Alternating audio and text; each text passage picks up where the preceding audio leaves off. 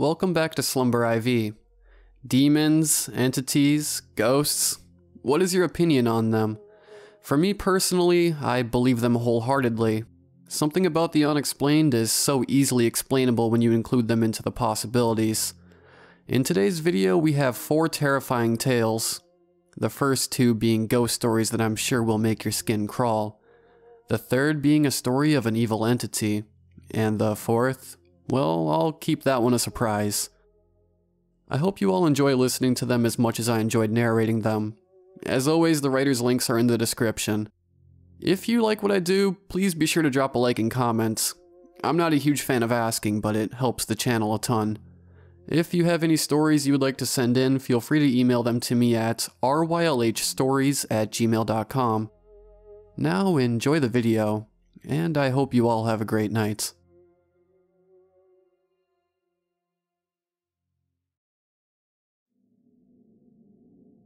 Story 1, Sleepwalking by Nerdcop. When I was younger, I used to have a problem with sleepwalking. My parents had a pretty big house on the lake with a huge in-the-ground pool, and I had 2 bedrooms. My house had a ground floor where the street was, and then a lower level, not quite a basement, because it was on the lake. I guess they didn't have a use for all the rooms, so my sister and I both had 2 bedrooms, one on each level. My sister was a couple years older than me, so naturally, she would tell me stories to try to freak me out. One that always bothered me was the story she told me about the kid who drowned in our pool. She said the family who lived there before us had a son around our age who, one fall night, went out to the backyard to play and got stuck in the pool and died. When you have a subterranean pool where we lived, you would have to drain it after it started to get cold to get it ready for the winter, because the winters here are pretty harsh. Because of the rain, there would always be a foot or 2 of really murky rainwater down in the deep end of the pool.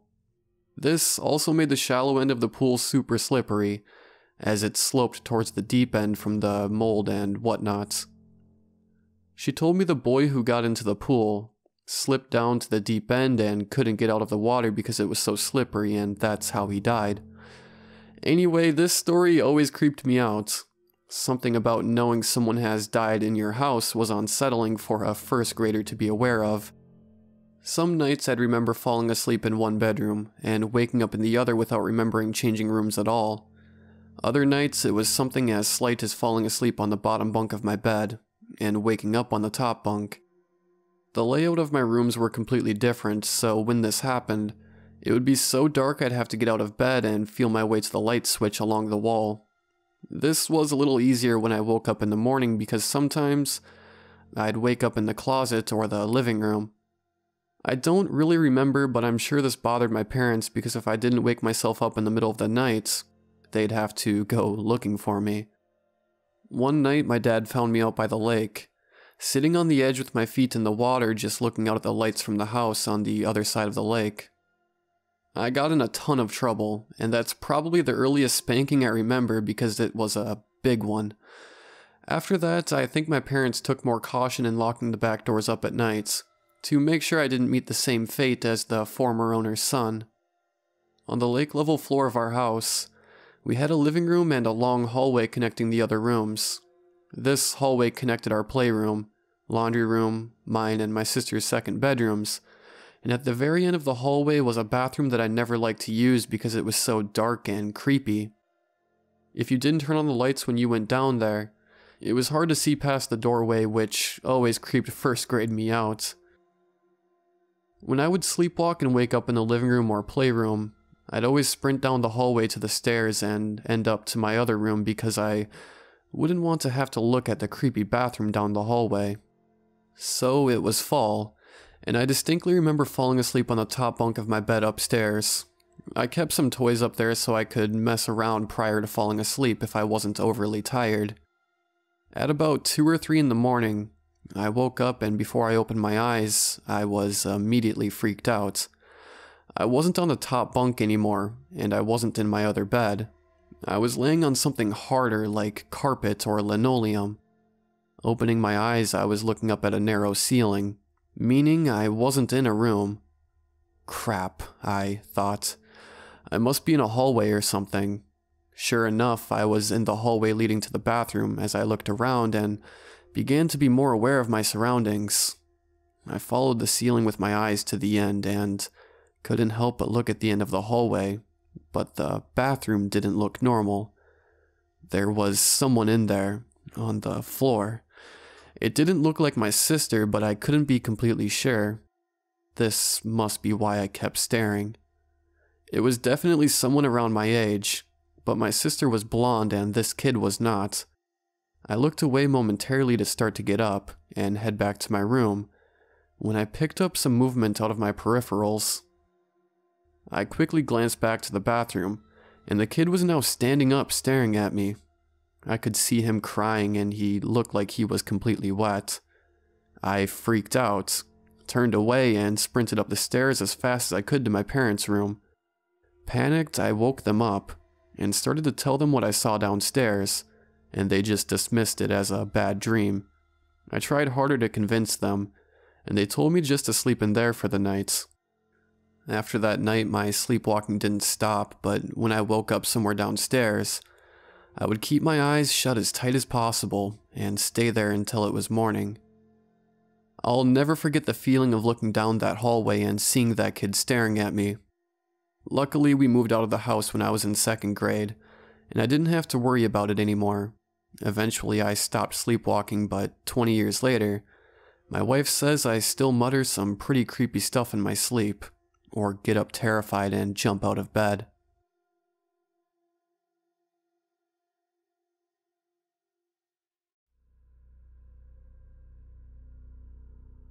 Story 2, The Boy from Next Door by Sparks92. In the summer of 1999, I was 8 years old. I spent most of my days playing in my backyard with the boy from next door who was visiting his grandparents for the summer. He was around my age and we had a lot of things in common, and shared the same interests. Most of our days were spent playing with the pirate ship that my parents had gotten for me for my birthday. If we weren't doing that, we would be up at the local swimming hole, swimming with other kids from my neighborhood. At the end of the summer, we said our goodbyes, and I can remember it as a piece of me being ripped away. He told me that he would be back next summer, but next summer never came. At least not for him. Shortly after Christmas, my parents told me that the boy next door had passed away over the holidays. Back then, they never told me what exactly happened. But who could blame them? Telling an 8-year-old that their best friend burned to death in a house fire isn't exactly the easiest thing to tell someone, nor is it something you want to put on their conscience. The next summer arrives, and I was reminded by the neighbor's empty backyard of the loss I had endeavored over the years. The summer of 2000 was missing the innocence of 99. Until that year, I hadn't lost anyone before, and it was the first death I had to cope with. One afternoon, I was in the backyard swinging on the swing set when the door to my neighbor's fence opened up. I waited for someone to come walking through, but no one ever did. I just passed it off as the summer breeze pushing it open. The next day, when I was in the backyard once again on my swing, the door opened once more. Today, I couldn't pass it off as the wind because there was hardly a breeze at all. I shouted hello, expecting for someone to answer me, but I was left waiting for a response that would never come. A part of me was hoping that the boy next door would come marching through the door and the gates with a smile on his face that I could never forget. I felt guilty that I was still able to enjoy the little things of life, and he wasn't here to share them with me. At 9 years old, I wished I could time travel back to when I was 8, before I knew what death was. The next day I was in my yard once again. I could tell my parents were starting to get worried about me because I stayed isolated by myself. I wouldn't go with the other kids swimming or riding bikes, because in all honesty, I just wanted my best friend back. Summer wasn't the same without him. The door to the fence opened up again, and this time there was no mistake that someone opened it, because it swung open with force. I waited once again for someone to appear. I remember noticing my palms getting clammy and how nervous I was. Then out of the neighbor's backyard came the boy from next door. I had to pinch myself to see if I was dreaming, but the pain from the pinch reminded me I was awake. The boy came over and sat on the swing next to me, and started swinging like it was last year. I sat there in silence as we exchanged looks. I was too afraid to talk. I finally worked up the courage to ask him, "Aren't you dead?" This made him laugh, and he looked at me and told me, "If I was dead, how could I be here on the swings with you?" He chuckled and then added, "Go get the pirate ship of yours so we can play. I'm the captain this time, though."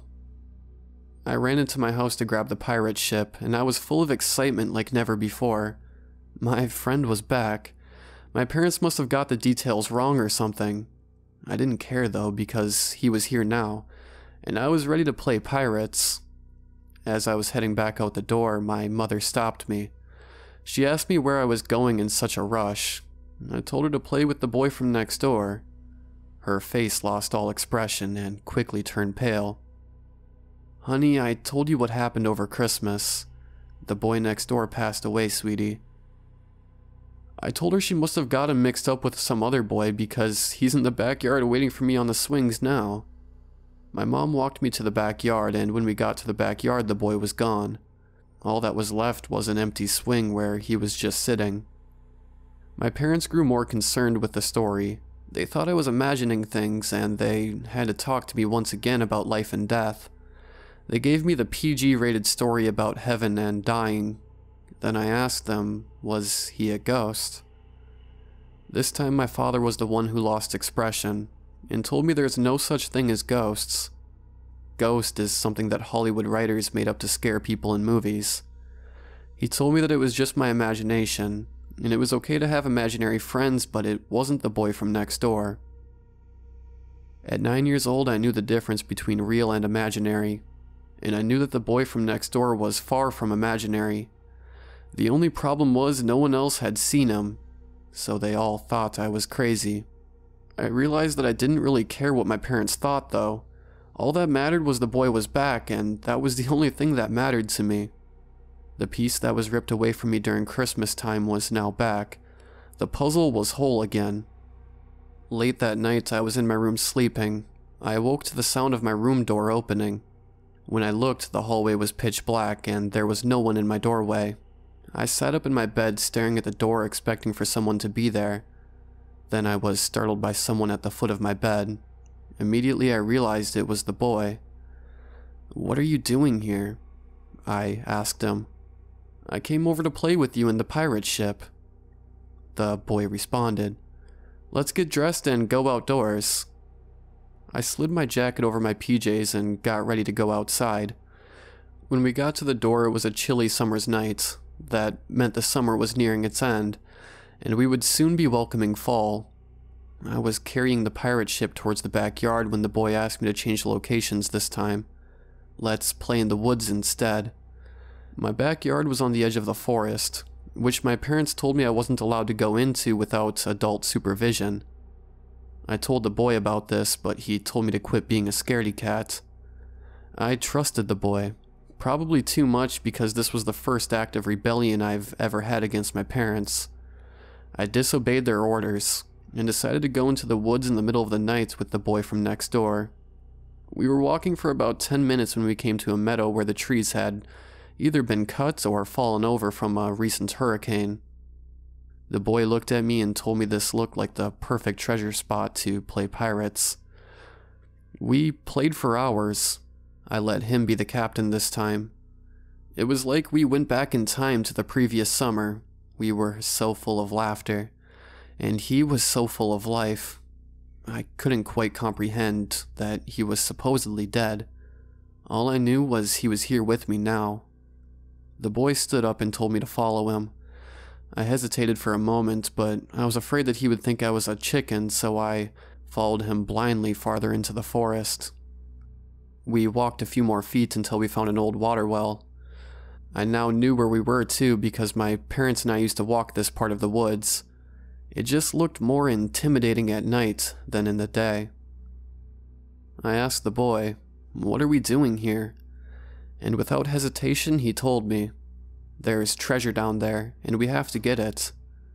The boy then motioned for me to go into the well. I told him that my parents told me it was dangerous. that there was no water in the bottom, it was all dried up. The boy told me to stop being so scared and that he would jump in right after me. I told him that I was starting to feel uncomfortable, and this is when I saw a side of that boy that I never saw before. He told me that if I didn't jump into the well, he would murder my parents in their sleep and make me watch. This is when I realized that this wasn't the boy from next door. Rather, it was someone or something much darker. I knew that his or its intentions were anything but innocent, and now in the middle of the woods I was more scared than I've ever been in my life. I wanted so badly to wake up in my bed, and that this would all be a bad nightmare. I wanted nothing more than to feel the embrace of my mother's arms wrapping around me.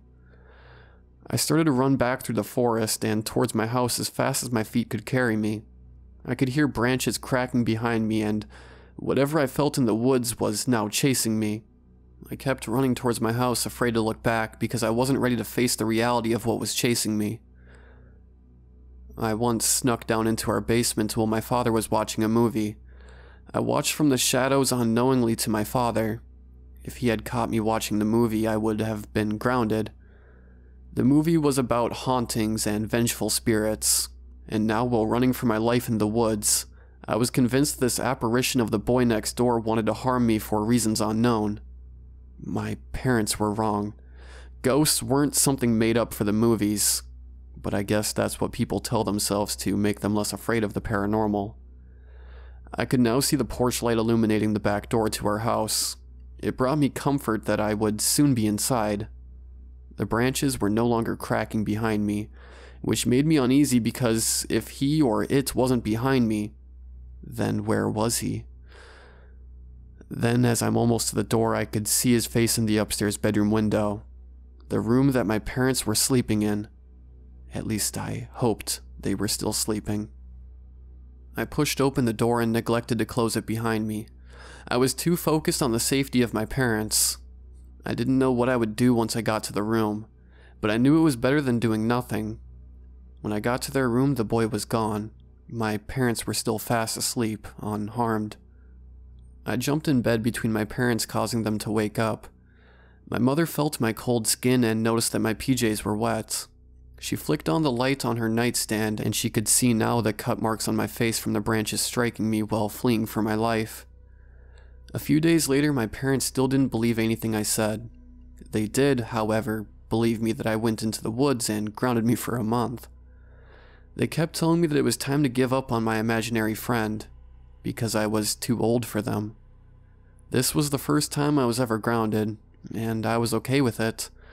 I did disobey their rules about going into the forest, but I was still pissed off that they wouldn't believe me in the second part.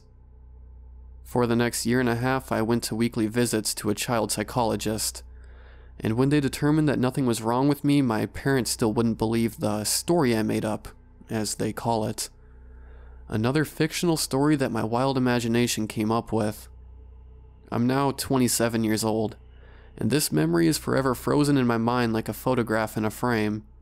No matter how hard I tried to get past the memory over the years, I was unable to shake it. My parents still won't believe me, but I found a support group online that thankfully do. I bought my childhood home off my father a few years back, and I'm currently raising my children there. Occasionally, while standing at the kitchen sink washing the dishes, I look out into my backyard, and I swear I see him sitting there on the swing, looking at me from time to time. I feel an ounce of sadness when I'm reminded of my childhood best friend, and how I'll forever miss the boy from next door.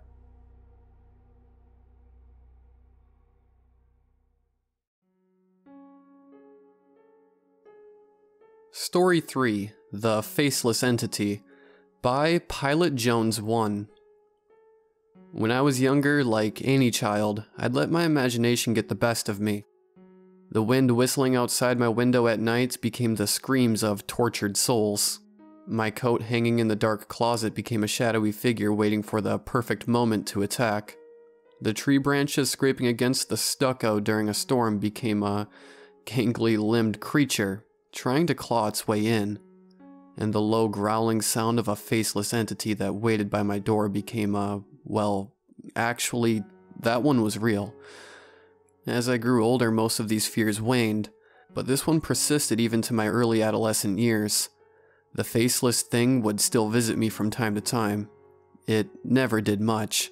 It just stood by the doorway, waiting. Until one day it changed locations. I started seeing it at the foot of my bed. Still, it never moved. It just stared, which never made any sense to me because it didn't have a face, let alone eyes. Yet I could still feel its piercing and malevolent gaze. "What do you want from me?" I screamed at it on the 13th consecutive day of its siege on the new spot. My mom rushed into my room and saw her son glaring angrily at nothing. She didn't speak to me the next morning at breakfast. She merely shot me a forlorn look from above her newspaper as I headed off to school. When I got home that day, she called me into her study and whispered, "Son, if it moves again, you must tell me." "You saw it too?" I felt relieved but also afraid. She sighed deeply and avoided eye contact for a few moments. Looking back up at me again, she shook her head. "No, but my sister used to see it. She told me it didn't do anything, but over some time it moved closer and closer." I didn't know my mother had a sister. I only knew about her brother, my Uncle Aiden. She saw a faceless thing too? Hers was different. It was a man with a cane and eye patch, as she used to tell me. "What happened to her?" I asked, my voice soft. "She went to sleep one night and didn't wake up," my mother said, clutching her pendant necklace. This was hers. Unsurprisingly, later that night, I did not sleep a wink. The whole night it stood there like it always did, but this time the threat felt real. My mom called in sick at work and let me stay home from school after seeing the state I was in. She tried to get my mind off of it, but not even ice cream and a movie marathon were helping. Later after dinner, I heard her crying in her room. When I went to bed that night, to my complete horror, it had moved. This time the entity was standing in front of my closet. I fought to stay awake, afraid that I too would not wake up the next morning. I lost and ended up dozing off after half an hour. I woke up to the scent of banana pancakes. Never in my life had I felt this grateful and relieved. I was alive, but for how long? I contemplated telling my mother that it had moved. I didn't want to see her cry again. That night I saw it again in the same spot. I wondered what would happen if it moved again. I shut my eyes tightly and willed it away over to another house, another bedroom, anywhere but here. I opened my eyes and to my complete surprise, it worked. The entity was gone. A couple years went by with no trouble. The whole horror story was a thing of the past. My mind had pretty successfully buried it. But I soon learned that not everything stays buried. One night I was crashing at my girlfriend's place. She had begged me to sleep over, claiming that she'd just had a zombie movie marathon and didn't want to sleep alone. Of course I believed her, and what 14-year-old boy would turn down the chance to cuddle up next to a pretty girl? A Friends rerun was on, and I was laughing away. It didn't take long for me to notice that my girlfriend wasn't laughing along. I looked at her and caught her pained and fearful expression as she stared at nothing. I understood almost immediately. I reached for her hand and gave it a gentle squeeze. I sighed in preparation for what I was about to tell her. She listened quietly as I told her what I used to see. "You see it too, don't you? You see it right now?" I asked her. She nodded as a single tear rolled down her cheek. I explained to her how I got it to stop. The next morning she was more cheery than I'd seen her in a while. "It's gone," she yelled joyously. She planted a kiss on my lips and beamed. It worked. I felt elated as well. I couldn't help but feel guilty that I was the reason this happened to her. I was glad I could help. Later that night, I saw it again. It was standing by my closet again. I shut my eyes and willed it away. I opened my eyes and it was still there. I kept trying what had worked for me before, but the faceless head seemed to taunt my futile attempts. I learned to live with it. It never moved, so it wasn't too difficult to ignore. Except as of 2 days ago, it moved even closer. It stands by my bedside now.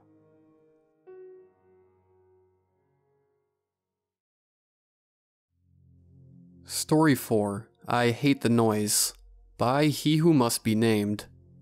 I really do.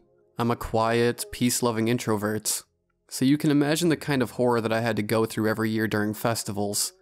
Hordes of uncles, aunts, and cousins would descend upon our home. What would follow is endless hours of teasing, debating, card games, slurping, and burping. My cousins, I was the oldest of the lot, would try to sneak into my room, admire my dresses and jewelry, try to take me outside to play with them. Sure, it's a rosy picture, but not suited to me. I love it when it rains, just so that I could wrap myself up in blankets, take a hot cup of tea, and read a book. I try to mingle and be jovial for my parents' sake, but that's about it. This Thanksgiving's Eve, my home was extra noisy. One of my aunts had recently delivered a baby, and he was overwhelmed by the change of surroundings, and everyone crowding over him. I think he got scared and started bawling his eyes out. God, I really couldn't stand the noise. I quietly took my jacket and snuck out of the house. A good walk would help clear my head. I kept walking around the town until I reached its outskirts. The sun had just set, and I noticed the lights of a local fair in the distance. I had already spent so much time away, a little more wouldn't hurt. I went on the Ferris wheel, took a shot at some of the games, had some cotton candy. Then I came across a tent claiming to grant the deepest desires of the heart. What harm could a little bit of fortune-telling do? Plus, it will be quiet inside. I entered the tent to see an old woman sitting behind a desk. There was the customary orb on it, but it looked very inviting. The room was filled with shelves full of potions and old books. I sat in the chair in front of her. A part of me was skeptic, and another was enchanted by the setting. The old lady immediately looked into her orb, and described my basic traits accurately. I could feel my skepticism dissolving. All I could do was nod. I hadn't spoken since entering her tent. Finally, she asked me what I wanted. Once I found my voice, I told her, "Surely you can see what I want when you can make out what I am." She gave an all-knowing smile that made her faded eyes twinkle. She got up and gave me a potion off one of the numerous shelves. I refused to take it, not wanting to drink something suspicious in a dubious tent. Her eyes twinkled again. There was something about them, maybe to say that she knew what was best for me. I felt my resolve and suspicions fade away against my will. How motherly. How could I have ever doubted her so? I gulped down its contents, said a polite thank you, and left. The ground was so silent. There was no one in sight. How much time had I spent in there? I hurried home, hoping that my parents wouldn't kill me. When I got home, I stealthily made it to my room without disturbing anyone, and fell into my bed with a sigh. The silence was bliss, making it impossible to keep my eyes open, and before I knew it, a deep slumber took me away. I woke up fresh the next morning. The house was so silent. Though I still didn't know what made me believe the old lady, I was happy that I had listened to her. Had this been my wish? Had it been granted? Or had I entered the wrong home? I ran down the stairs and into the kitchen where my mother was making tea. She looked quite worn out. She didn't respond to me. She must be angry for what I did yesterday. My aunt walked in with a 2-year-old at her hip. Wasn't this the same infant who was crying yesterday? How did he grow? I tried to talk to them, to make my presence felt. It was all in vain. My entire family was there, all looking older, looking solemn, looking like they were mourning. The table was silent as they ate Thanksgiving lunch. I just hated the silence.